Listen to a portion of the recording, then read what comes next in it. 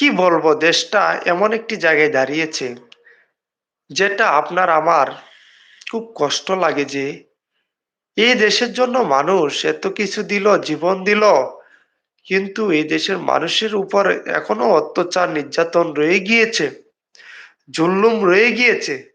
তাহলে এই দেশের এত মানুষ কেন শহীদ হইল? আমার ভাইদের মুখটি এখন পর্যন্ত আমরা রাজপথে দেখতে পারি নাই।